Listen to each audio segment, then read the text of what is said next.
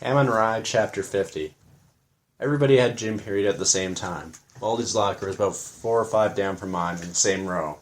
I went to my locker early. Baldy and I had a similar problem. We hated wool pants because the wool itched our legs, but our parents just loved for us to wear wool.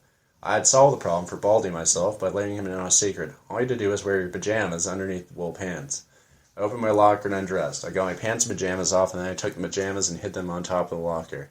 I got into my gym suit. The other guys were starting to walk in. Baldy and I had some great pajama stories, but Baldy's was the best. He had been out with his girlfriend one night. They had gone to some dance. In between dances, his girlfriend had said, "What's that?" "What's what?" "There's something sticking out of your pant cuff." "What?" "My goodness, we're in your pajamas underneath your pants." Oh, that. I must have forgotten. I'm leaving right now." She never dated him again. All the guys were changing into their gym clothes. Then Baldy walked in and opened his locker. "How you doing, pal?" I asked him. "Oh, hello, Hank.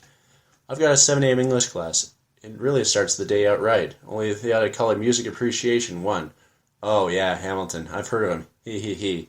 I walked over to him. Baldy had unbuckled his pants. I reached over and yanked his pants down.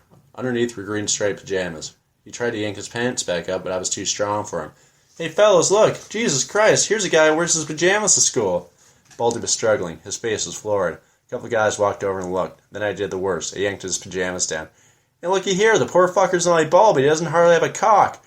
What's the poor fucker going to do when he confronts a woman?" Some big guy standing nearby said, "Chinaski, you're really a piece of shit." "Yeah," said a couple other guys. Yeah, I heard other voices. Baldy pulled his pants up. He was actually crying. He looked at the guys. "Well, Chinaski wears pajamas too. He was the guy who started me doing it. Look in his locker. Just look in his locker." Baldy ran down to my locker and ripped the door open. He pulled all my clothing out. Pajamas weren't in there.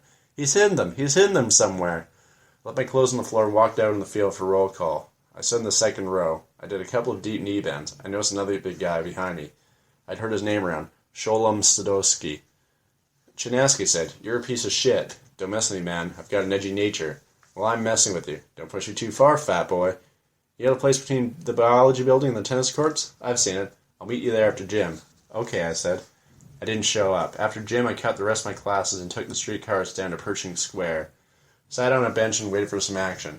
It seemed a long time coming. Finally, religionists and atheists got into it. They weren't much good. I was an agnostic. Agnostics didn't have much to argue about. I left the park and walked down to 7th and Broadway. That was the center of town. There didn't seem to be much doing there, just people waiting for the signals to change so they could cross the street. Then I noticed my legs were starting to itch. I had left my pajamas on top of the locker. What a fucking lousy day it had been from beginning to end.